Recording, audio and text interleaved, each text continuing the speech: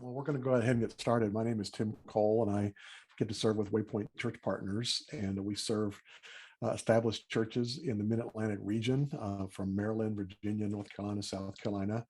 And we also start a couple of new churches each year somewhere around the region, and partnering churches around the region help us do that. And one thing that we started about 5 years ago is a regular monthly webinar that's equipping for ministry leaders within the church, predominantly lay leaders, those that are serving in the church but don't have a ton of training and the opportunity to do that. And so we have training webinars in 55 minutes or less on ministry related topics. And Mid-Atlantic Christian University, also here in the region, has been our sponsor since the very beginning of our webinar.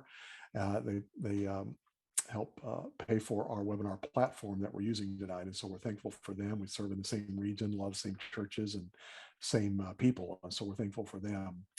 Our webinars are different every month. We do a couple for elders every year, a couple for safety and security teams, mission team leaders, prayer team leaders, but we also men's and women's ministry and children's and youth ministry. And we did a webinar a month ago that we like to do in the summertime, which was titled, it's the sister one to this one, which is post-COVID children's ministry. We had three great leaders at really good churches, good partnering churches of Waypoint from the region that talked about how COVID has changed their ministry and how it stayed the same in some ways. It was a great conversation.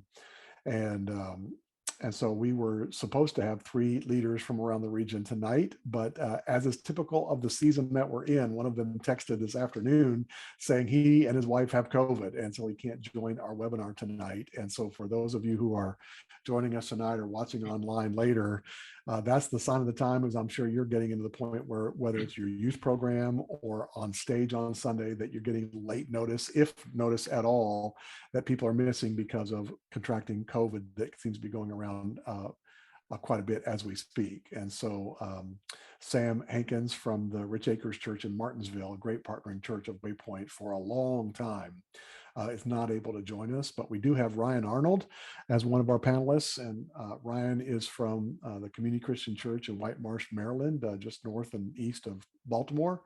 And then we've got Dan Doherty, who is with the Broad Creek Church in New Bern, North Carolina, another good partnering church of ours. Scott Askew, his senior minister, is currently on our board of directors.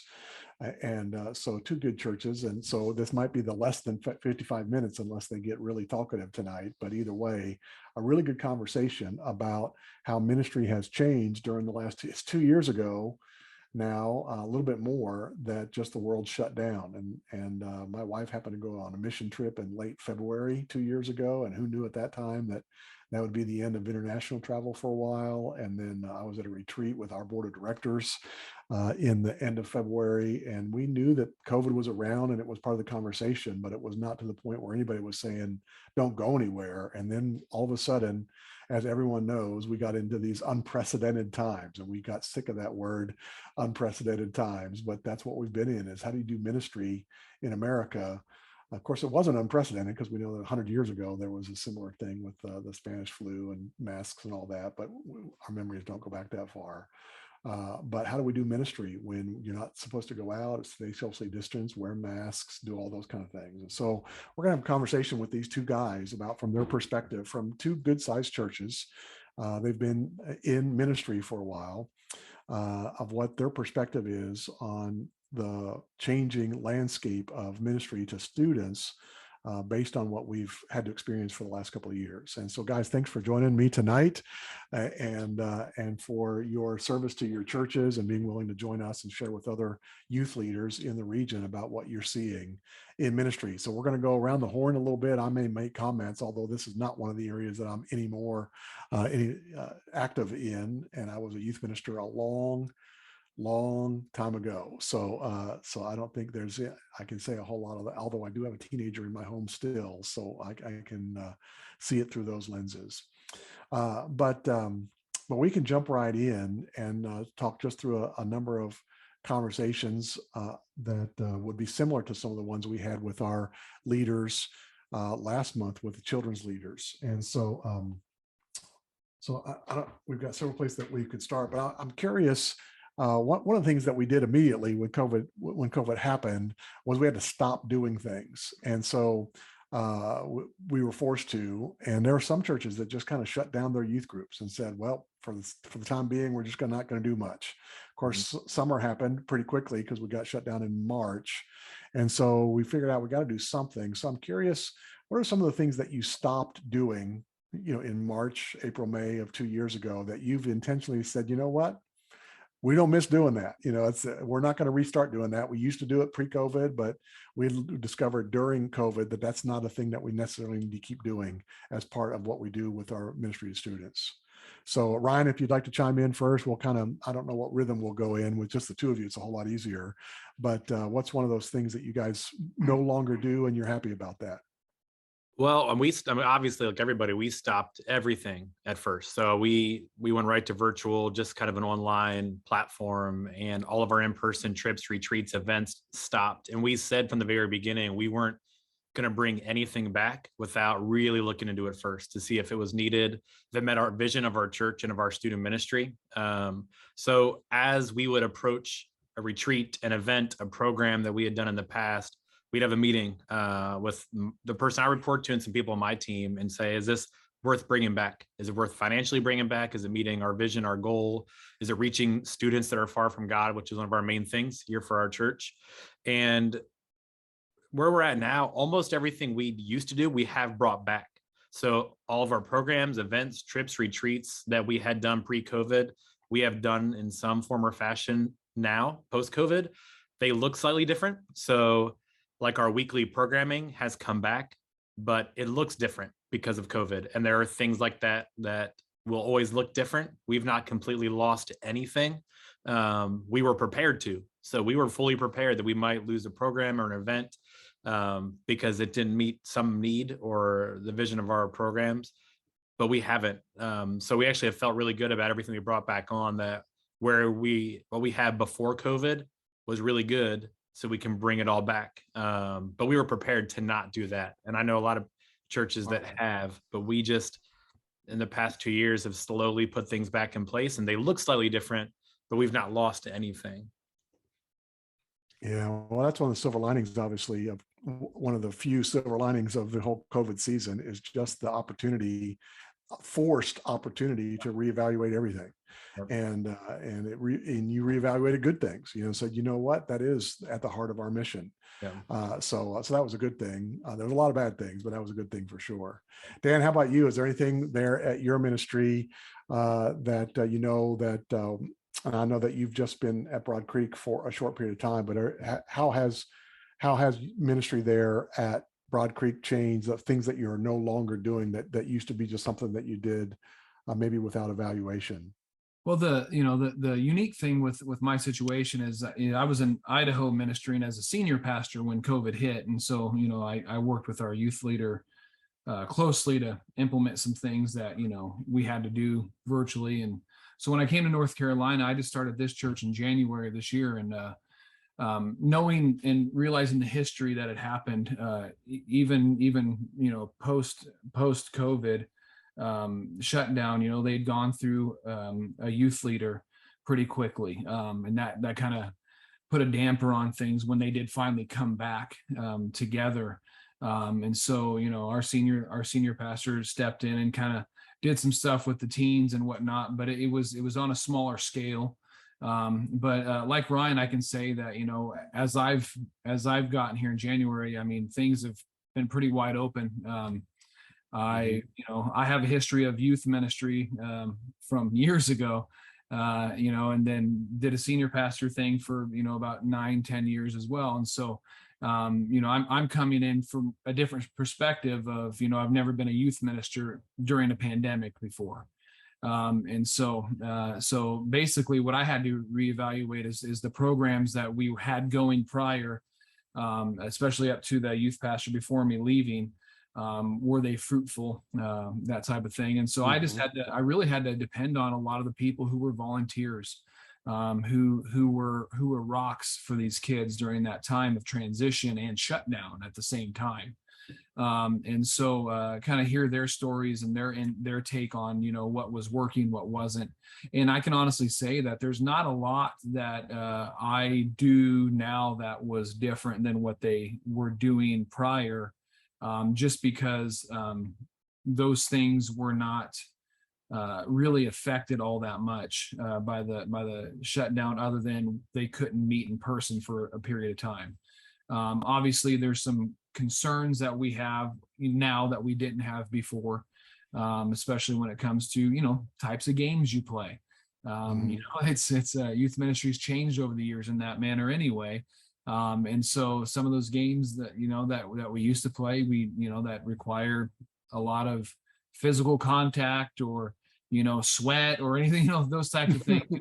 That's the heart of youth ministry, isn't it? It is. It really is. Sweaty bodies. Yeah. I'm an old school youth minister when it comes, in the late 90s, early 2000s. That's the way we did things, and so, it was one of the things where I had to sit down and say, okay, what's more beneficial to our kids right now? And really, you got to know your kids and where they are. And so it's been a while of getting to know them and where they are right now. And then you kind of get a glimpse into, with the parents, what were they like before the pandemic, because it's really had an effect on kids and their psyche, especially. So well, I'm curious, early on, if we were doing anything, it was all via Zoom, and that was fun for about 2 days. And then, so I'm curious, are you guys doing anything on Zoom currently with your kids, or completely like, we're done with that? No, we offered it pretty late into meeting back in person. We had some families that were still uncomfortable sending their kids out, so we had a Zoom option, and we have nobody that's using it, and we've stopped offering it. If we had somebody that asked, we would totally allow them to engage with Zoom, but it's not something we offer, or we're even like trying to let people know we can do. Yeah, I can say as the dad, one of the things that the church that we attend, which is a fairly large church, large youth ministry, did early on, that I wish, I don't know why they stopped, and I'm not involved. And I'm not throwing them under the bus, because I saw other churches doing the same thing, but there were like Zoom devotionals that the kids had to write and then record and then send out to the rest of the youth ministry. I thought, man, what a great discipleship opportunity for kids to have to write a two-minute thought, spiritual thought, and then share it to their peers. And that lasted for a short season at our church. And I thought, man, that from a discipleship perspective, that's something that I thought was very strong. But I think everything got thrown out the baby with the bathwater, as far as, man, we are so sick of sending stuff out via video that it went by the wayside. I'm curious if there's anything that you guys started during the COVID season that now you're continuing that you weren't doing pre-COVID. And so I don't know if there's anything that fits that category for you guys. One specific thing. So when we went Zoom and we weren't meeting in person, we really engaged with small groups more intentionally, different ways. So we were equipping our small group leaders to provide a lot more care the way they could. But right in the middle of that, we had 2 classes that graduated. So we had 2 groups of seniors that graduated during the pandemic. And we had a really good senior plan that we just couldn't do. We had them on stage in services. We celebrated them on Sunday morning like a lot of churches do, but we were meeting on Sunday. And in the first graduating class, we didn't even have them come in to record on video, because we couldn't have that many people in our building. So that first group of graduating seniors, we had to get creative. How are we going to really celebrate this group of kids that's had a crummy senior year, and we don't want them to walk away feeling not cared for and a part of this thing? So we created a whole new senior plan just for this one class, thinking this will be it. Like, we're going to care for this group of 18 kids really, really well, and then we'll never have to do it again. But it's totally changed the way we care for seniors. So we've developed a whole new senior care plan based on what happened during the pandemic that we're going to do moving forward. There's a lot more one-on-one care, because it's the only way we could provide it. We couldn't provide care for a class of seniors. We had to provide one-on-one care for that senior and their family. And everything we've done has done that. We took really high-end professional senior pictures, because everybody's senior pictures got canceled. They couldn't. Places weren't doing it anymore. So we got a photographer to go to families and provide them senior photos as a gift. And we continue that. We'll do that forever, because families just loved it. It was such a good way. But everything was one-on-one for that senior. We still do stuff we used to do. We just added it to it. And a lot of other things have been like that. So a lot of this one-on-one care stuff. And there's some studies that we looked at that have show how students don't feel cared for during the pandemic.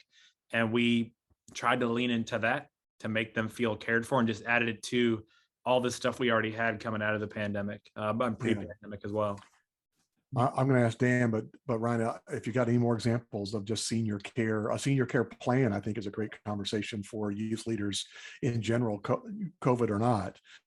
So if there's anything else you've started doing, what's another one-on-one thing that you're doing with your seniors, or like you did here just last month or so with your seniors, that is this intentional care element for them?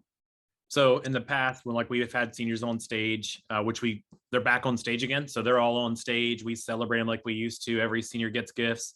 And usually it's a care, like a bag with a book and something from our church, a sticker and things like that, just to kind of send them off with from our student ministry. We've added a lot of individual things. So we work with their small group leader to get very specific handwritten things. We talk to their parents to find out what they're doing next, where they're going to college, if they're staying local, where they're working. And we will invest finances because we had to cancel senior retreats. So we sent the money we had to set aside for that to buy all these seniors a gift that is just for them, that celebrates what this thing is for them that they're moving into. So it's not this generic gift when they leave. We've also developed, it's a 12-month plan for our graduating seniors that is all about these next classes that they're going to take, these classes we offer for these next things in life. We couldn't do that in person. So we did these virtual ones that we sent into their home with their parents. So they could sit down and watch a video with their parents talking about anxiety or finances with a professional that they could watch. And we've just run with that. That'll continue to happen. This kind of watch as you want class that you can watch with your parents too. Man, that's worth the price of admission right there. That's great. Dan, what's something that you guys started during COVID that you're going to keep doing? Well, I think just being intentional with the realization of the effects that kids have had because of this pandemic, mentally and emotionally, sitting in front of a screen, doing their schoolwork, not being with their peers. I mean, all that kind of stuff really takes a toll. And so what I've tried to do is intentionally realize that and encourage. And so I'll go to people in our church and say, would you be willing to send some cards out to some of these kids? Just something that, it gives others a way to serve as well. When they think, well, what can I do? I'm too, I'm aging. I don't know what to do with this anymore. And so through encouragement, we've kind of brought that into our college age as well. So we had an adopt a college student a couple months ago, and so we have several kids at universities, and so we just put their picture up in a bio and what they like, and people went through and they adopted a college kid and are sending them things of encouragement, because I think we forget about those college students that had to go through a similar thing with leaving their life within the dorms or being stuck and confined in a room, and so just being more intentional with the mentality of the child rather than just the fun stuff, but how are you really, and just taking a vested interest in that, I think has made all the difference, because we've had kids since I've been here just opening up that people are telling me, man, they never really talked to anybody before. But I think once, having this experience, they've really realized that, I need people. And so I think being intentional with that encouragement really helps bring that out. Yeah, I don't think we can overstate. It's going to be fascinating to watch the long-term studies of this generation of kids, whether it was the middle school kids or the elementary kids, or the high school kids, or college kids that had to go through a couple of years of just such a weird season in their life during their formative adolescent years, and what that's going to mean for them for the long haul. And the church is a great opportunity to be a place that provides support and, tries to appreciate mental health issues that they may not be seeing elsewhere. So I'm glad you guys are doing that. Well, I know there was just a study released, I think it was like 2 weeks ago, that said 39% of high school students report feeling persistently sad or hopeless during the past 2 years, which is up over like 20% from before the pandemic. 40% of students that feel that is just ridiculous. And that's in this past 2 years. And then there was a study that said it's like 10% I think it's 10% of students had no faith leader reach out to them from their church during the pandemic. They sat at home and no small group leader or youth minister just didn't reach out. And that's where what we're dealing with now is that stuff is just kind of landing in people's laps. So that's why this is so important. Yeah. Well, and especially in my situation where I'm kind of into this fresh, if you will, since January, having to overcome some of those past mistakes of, they're not reaching out, because I've heard that several times from some of our students and families. And so how do you right that wrong, if you will? And I think just that intentionality, it matters. It really matters that they see that you're coming from a genuine area of concern. And so well, I think we're going to just continue to see that, and the church will continue to have such an opportunity to be a place of care and light and hope that they're not going to get elsewhere. Well, I'm curious, in the same lines, that's stuff that which doesn't seem like it's a whole lot that you're not doing any longer, maybe doing them differently, and some things only a few things that you've added that you weren't doing before. But I'm curious now, with your volunteers, it's a two-part question. Training, well, number one, recruiting, how's that looking now versus your experience in the past? And because it seems like every ministry area is really struggling to crack the new nut on recruitment. So what's that look like for you guys?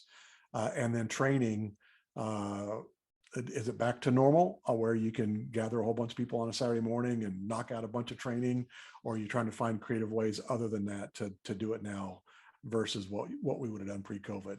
So let's start with the first of those, recruiting. What's that look for you guys? What are you doing to try and recruit a good team of volunteer leaders for your students?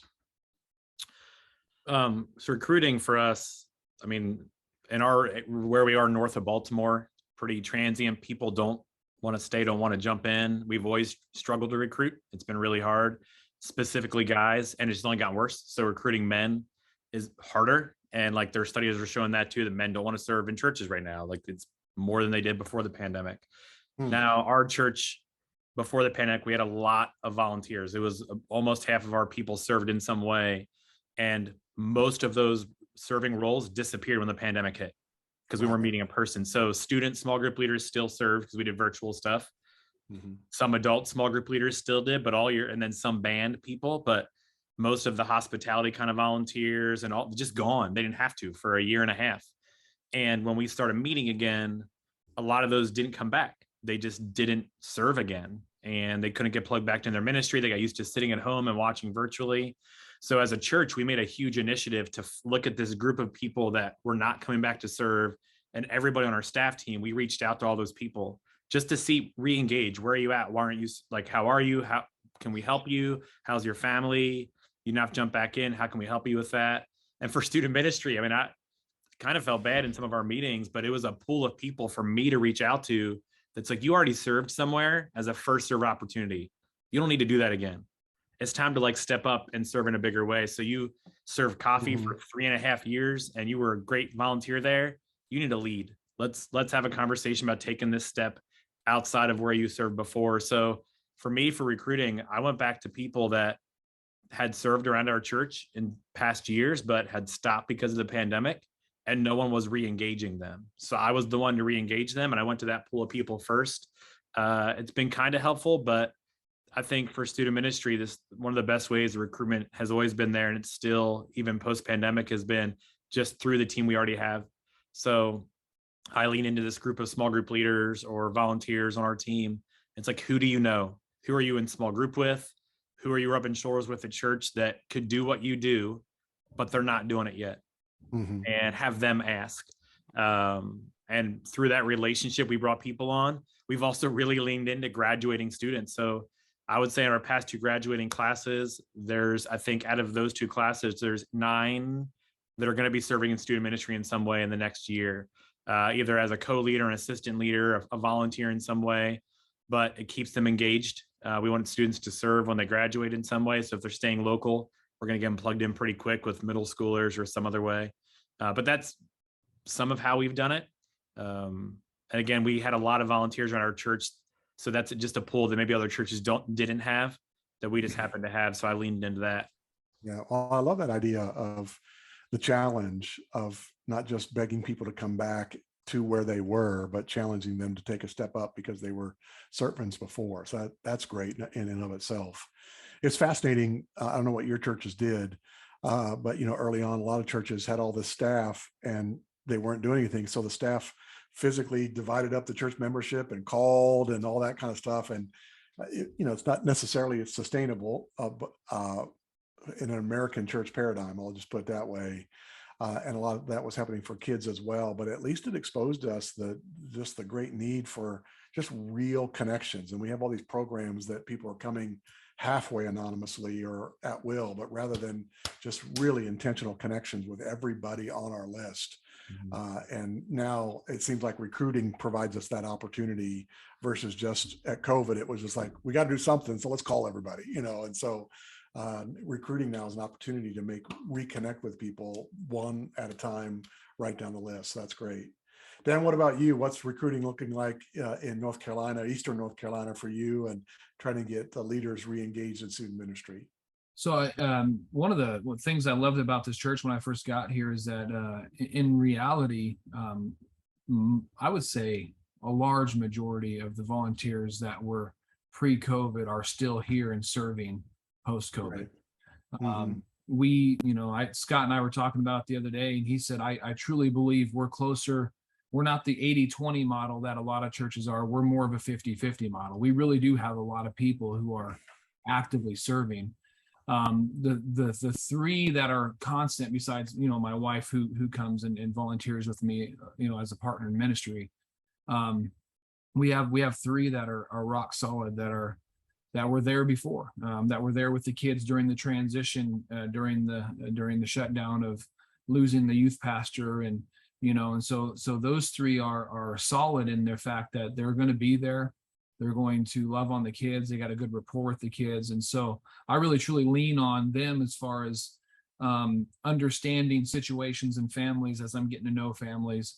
But at the same time, as I'm getting to know families, I'm also getting to know people and their gifts and so I'm a big fan of, you don't stand on stage and ask for volunteers. You go and you talk to people as you get to know them and ask them if they would like to be a part of this ministry. And so I've done a lot of that. And so that's how we've gotten a lot of people coming and saying, I can't get on my knees anymore with kids, but how can I serve? And so we're trying to find creative ways for them to get involved with that. And I've been working with our children's minister as well of trying to help her recruit teachers and stuff. And so, but it's really the best success I've had is coming to them and saying, hey, would you like to volunteer in this area? But as I've got to know them, sometimes you don't want to go up to just anybody and say, hey, you want to serve in this area when you don't know them. No, we can't do that in this modern era for sure. You got to vet people. Yeah. So it's our way of vetting, and it causes us to be intentional in people's lives. And so it's a slower process because it's more intentional. And again, 6 months here, we've had a lot of success of getting the volunteers to step up. But again, they didn't lose very many either. So yeah, well, I know both your churches are great churches, which is one of the reasons you guys were invited to join us tonight. So that's good to hear from both of you.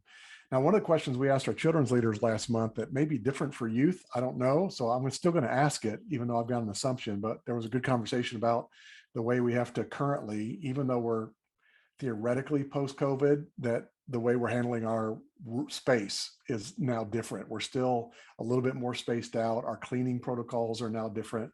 So I'm curious for you guys, we're kind of post-COVID.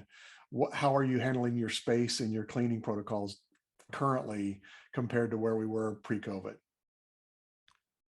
We're back to pre-COVID.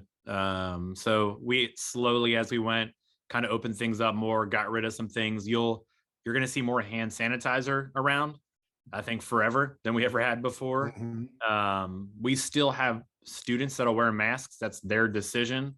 But like we don't social distance anymore. I will make decisions about certain games. Like there's maybe things we won't do in our space anymore. But if you were to walk into our space now and you'd walked in 4 years ago, it would feel the same as it did then. Great. Dan, the same for you guys? Same, yeah. I mean, again, a lot of hand sanitizer. I intentionally, we have a paid custodian, but you know, after youth group, I think it's my responsibility. I go in and I sanitize things and stuff like that, just out of precaution. Mhm. Masks are completely optional. We don't have any kids that wear them. Unless they're sick or they have a loved one that was sick or something like that. And it doesn't have to be COVID or anything. It's just they're more thoughtful of a runny nose now. And so That's right. That's going to be interesting because it is very much forever parents, well, different parents, but we Yeah. sent our sick kids to school, pre-COVID, Yeah. of any sickness. It's like, Yeah. oh, you're all right. Go to school. Suck it up, And you'll now it's for anything. I think that's a positive thing, obviously. Yeah, But I do. so I'm curious in that respect. One of the things for churches at large, and I think churches have done a great job figuring out how to sanitize their facilities well, but they haven't communicated well what they've done. Early on, they might have said, here's what we're going to do. But they forget that, man, there's been so many visitors in the last 6 months to most churches that don't know what we told people a year ago about what we're doing as far as our current protocol. So I'm curious how you're trying, if anything, to re-communicate the sanitizing protocols that you got at your church, if any way, or no, you're not. I'm curious. No, yeah, I think it's still available if people want to see it. We have like a document we made early on so people could see it, but we don't communicate it. We used to have signs out around our kids and student spaces so families could see this is the steps we're taking. We've just put all those away. Yeah. We're back to even our sanitizing. So now you said that you'll sanitize after your student programming is done. We don't. We have a cleaning crew that comes in twice a week, and we had them come in twice a week before the pandemic. They just clean a little better now. I notice when I come in, more surfaces are cleaned that they might have only spot cleaned before, that they just clean the whole thing, but we're not communicating that to anybody. Yeah. Okay. I think that's just a me thing. I mean, just knowing that, yeah, we have janitorial staff. However, I kind of made the mess, so I'm going to clean it up. And I'm one of those guys, I start vacuuming and I'll vacuum the whole floor, even if it's just a spot I needed to. So that's probably just a more me thing, but we haven't communicated to the masses of this is how we've cleaned or whatever. I know that they did prior to coming back, and they had a plan in order, and this is what was going to happen. And families were called and told this is what was going to happen, and visitors were told, and that slowly faded away. And again, you walk into ours, it's like you would have saw it 4 years ago as well. I mean, it's just all right. it's just what it is. So Mentally, that's a good thing, isn't it? That I'm still afraid to say post-COVID because I'm not sure. Has anybody ever declared that we're done? Somebody needs to come out and say we're done, but we're not. One of our panelists has COVID tonight, so we're not done. But pragmatically speaking, we've practically moved on. So I'm curious for this coming summer. You guys were just jumping into the summer season. Are there any more things that you're doing as outdoor events that you might not have done pre-COVID, but outdoor provides a little bit more fresh air, and COVID kind of exposed a lot. Youth ministries seem to be when they regather, we're doing outdoor stuff. Is that still going to be part of your student ministry this summer? Yeah, I don't think it's any more again. We did a lot of outdoor stuff because of the area we live. Our facility is not a great summer facility to use, and we don't have a lot of our own outdoor space, so we go and do a lot of outdoor stuff and just kind of brought that back. So I don't think it feels any different again than it probably did pre-COVID. Yeah, same with ours. I mean, we're doing kayaking trips. We already did a beach day. It's trying to and I guess you kind of work it to your kids too. I mean, right now I have a lot of kids that would rather play indoor games because it's too hot. So, but you do offer those things, and they're free to come and participate. And so it hasn't really affected anything really. Well, don't get me started on kids just wanting to play indoors. That's a whole nother conversation, isn't it? So, and I'm old school. We can talk about that. Well, a couple last questions for you guys. I'm curious if there's one lesson for student ministry in particular, that's the biggest lesson that you would say that you've taken or we should take from this COVID season? I'm looking forward to 20 years from now, looking back and just remembering this 2-year window that was so crazy, but we've moved on. Yeah, what's a lesson for you or for us that you think is one of the biggest lessons that we need to take away from COVID ministry that we've done for 2 years? For me, for this is for our context. I know context matters a lot, but for me, everyone ministry is about people, but for student ministry, it's about like having the right people in. So for us, when the pandemic hit and we shut down, we had just like you, we were on a retreat, and it was like the last thing we did. And the next week, everything shut down, and it's like no more meeting, everything's out the window. And we started virtual stuff right away. And our student ministry numbers like just maintained virtually. And then when we met back in person, like everyone showed back up. And people were asking, it had nothing to do with me. It was just incredible small group leaders that we already had in place that were trained and capable and equipped to be leaders. And so when the pandemic hit and students went home, right away, I told my leaders, like, you need to be engaging with them this week. Like, we can't miss it. You need to be there on a Zoom call with them, just your group circling up every week. You need to find the time in your week. And they did. And when a leader asked their group to do something, the group showed up because the leader showed up. So when we met back in person and a leader walked back in the room, they walk in with 14 of their 8th grade boys following in the room because they had stayed with them for a year and a half. They didn't leave. They had were good leaders. They knew what they were doing. And we've just seen that, like, through everything we've done. It's all about like having the right people in place, having a good team, good leaders.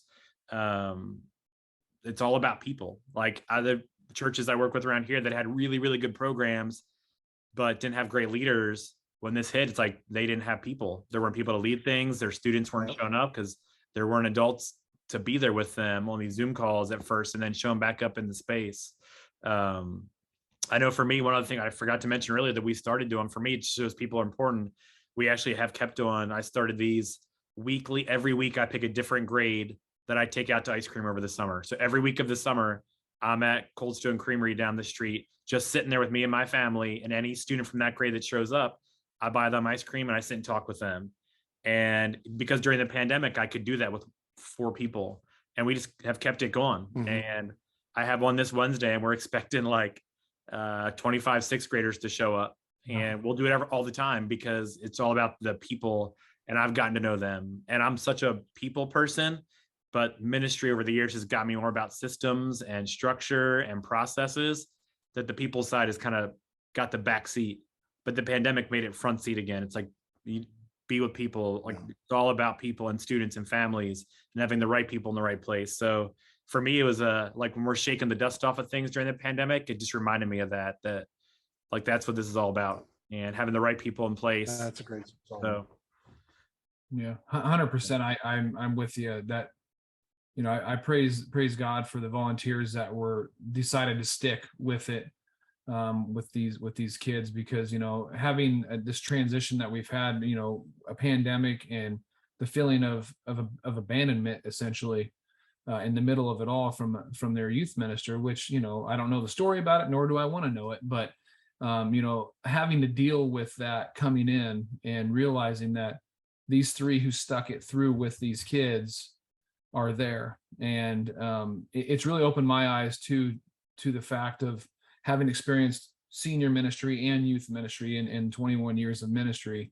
Has, you know, you get about programs, you get about, you know, these trips and these events, and really what you lose track of in the midst of all that is people. And so I've been forced to really look at, you know, the mental health of these kids, you know, where are they in their relationship with Jesus and then with their parents. And so it's really caused me to have to look more intentionally into the lives of these kids, rather than say, what's the next fun thing we can do to keep them entertained? How can we get the numbers here? You know, my heart is discipleship. And so I'm shifting backwards to saying, okay, we need to start from a different foundation here. How are we going to build these kids' relationships with Jesus, so that they can learn to depend on him, and then they can reach those in their peer group around them. And so we've implemented some small group stuff on Sunday nights, with my leaders that are there, that are core, that are already invested in those kids.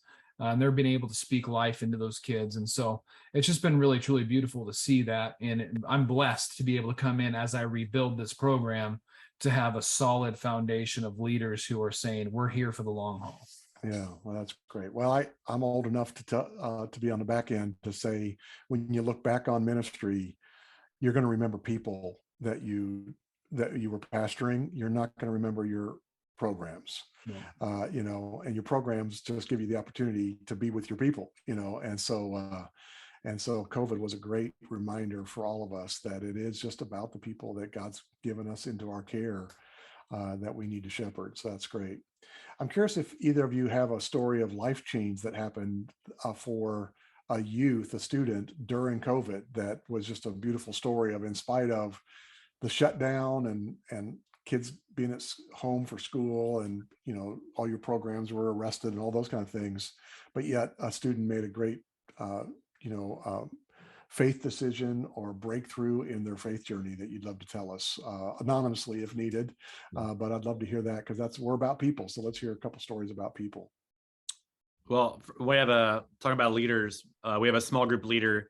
His guys are in 11th grade this year, and he's been with them since they were in 6th grade. So actually two co-leaders, they with this group of guys. And I mean, everyone in student ministry has those groups or students that are like you'd mark down as maybe like some of the worst ever. And this group was like that. They were just a group of guys that were nightmares since they were in 6th grade, but they never missed. I mean, there's like 10 or 12 that come in and out, but there's this group of 6 that are always a part of it, that have been here together, go to the same high school, and they've been awful. I mean, like, I can count on my fingers and toes, the times I've had to like almost send them home from trips or retreats, or call their parents after a Sunday night for something disrespectful or way they're treating the facility or somebody in their group, but they never miss anything. They just show up. And there's one guy in the group specifically that has never come to church on a Sunday morning. He's come only in student ministry from 6th grade to 11th grade. But during the pandemic, his family is a mess, and he was just stuck at home. I mean, he, like everyone was, but he was by himself in a room for a year and a half. Parents didn't give a rip about him. He didn't get to come to church. He didn't get to go to school. So he was stuck at home. But the only constant thing was this group, the student ministry, his small group meeting every week virtually. As soon as they were able to meet in person, his small group leaders knocking on his door. It's like, hey, let's get the guys together. Let's go do this. Let's go fishing. Let's go to play Frisbee. Let's go play football, whatever it is. And this kid specifically is one that, like, man, I would have loved if he would have stopped coming at some point. It was hard for me. He was a kid that was a struggle for me to be around. But I think it was 6 weeks ago. This year, we've noticed a change in his behavior. He's matured a lot, super respectful. But 6 weeks ago, he came up to his small group leader after I want to get baptized. And he came to me and we talked about it. I took him out to dinner, and he started talking about it. And 3 other guys in his group said, we're going to do it together. And these 4 guys in his group all got baptized one Sunday night, and all their families were there. And the kid's dad showed up, who is not a part of our church, like far from God.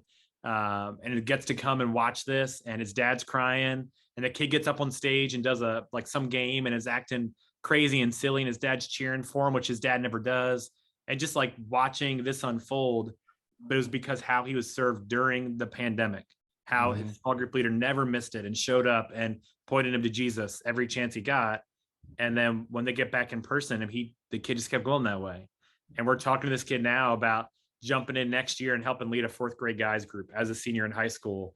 And if I would have told myself this kid was going to lead a when he was in like 6th grade, there's no way. Just incredible. It would not have happened without the pandemic. So. Yeah, well, that's a beautiful story. Yeah. Dan, any life change stories from your experience there? I mean, honestly, I think the biggest victories that I've seen so far are just in some of the personalities of these kids that were so closed off before, that I think realized that during this whole pandemic, there were people who actually cared for them.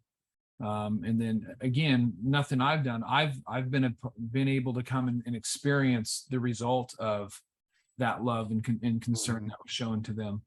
But now we have kids that are, we started a youth band that I'm a musician myself. So I'm training kids on how to lead worship and stuff. And there's a lot of excitement for that. And We're going to be starting a Wednesday night or a Thursday night midweek service for our children. And so all I had to do is ask, say, hey, if we did this, would you guys serve these younger kids? And they're like, yeah, sign us up, so that there's a lot of excitement that they have towards, wanting to now allow God to use them in ways that they were completely closed off with before. And we serve 5 different schools in our area. And so, the hard part has been, these kids don't know each other well. And so we've been building a lot of that. So you're seeing friendships happen. And again, I'm in a total rebuilding phase, but I'm already seeing these core things that I think are important in any group to be successful taking place right before me. And it has nothing to do with me, but I think it has everything to do with how God allowed these leaders to still speak into the lives of these kids during the pandemic. Yeah. Well, thanks guys for sharing that. I know when I did a webinar right when everything shut down and referred to that scene in Apollo 13 where I don't know if you remember that old movie, but that we're not going to get the pod home. This is going to be the biggest embarrassment for NASA ever. And then the guy Ed Harris, with the crew cut says, I beg your pardon, sir, but this is going to be our finest hour, and I love that scene. And I thought that's the church, that man, COVID could have been the biggest mess for the church ever. But it had the opportunity to be our finest hour. And the way that we've stepped up and served and loved people and found ways to connect is just a beautiful thing for the church that hopefully we get to keep experiencing the benefits of that even as we move forward. Well, thanks again for your time. I'm going to share the screen right here and just talk about a couple of things that I'd like our participants to know about. Number one is we've got a YouTube channel that has all 5 years of our webinars, and they're organized in playlists. And so you might be interested in the ones for youth or some other area, but there might be someone else in your church that is serving for safety and security team or prayer teams or whatever. We'd love for you to let them know. You can subscribe to the YouTube channel so that when something new gets posted, like this will be posted relatively soon, you'll get notified. If you hit the bell on the YouTube channel, if you know that, subscribe and hit the bell, and then you'll be notified every time a new webinar takes place. Our next webinar coming up next month is about having a prayer team, an active prayer team at your church. And Neil Wheeler on our staff is kind of our prayer guru expert on our staff. He does prayer retreats and training all over the region, and he's going to be leading that. And then finally, I just want to let you know, we do have great guys like this and others that are part of the Waypoint podcast that's been going for a couple of years from leaders in our region that are just really inspiring for what they're doing at their ministry that we can learn from them. And then very recently, just since last September, we started one specifically for pastors' wives, and that's growing. I think we've had now a couple thousand downloads of that podcast since it started in September. And so if you've got ministry spouses that need to be encouraged by hearing the stories and successes and failures and challenges from others like them, we'd love for you to share about that. But that being said, thanks for joining us tonight or online via our YouTube channel. And we hope that that you come to one of our future webinars and invite those in your church to join those that are coming up as well. There'll be one for our mission team leaders coming up in August. And then back around to the rotation that we normally have. So thanks, guys, for joining us tonight, Ryan and Dan. We're really glad of what you've been able to tell us that's going on at your church. I think it's similar for a lot of churches that thankfully we're getting back to normal, but at the same time, we've been able to reevaluate, kind of a big smack on the side of the head. Is like, what are you doing here? And is it accomplishing the mission that we were given as a church and church leaders? So thanks for your leadership there. And we hope to see you guys soon on another webinar. Sounds good. Thank you. All right. Good night, guys. And thanks for joining us, all those that are on tonight. Have a good night. Thanks. Thanks.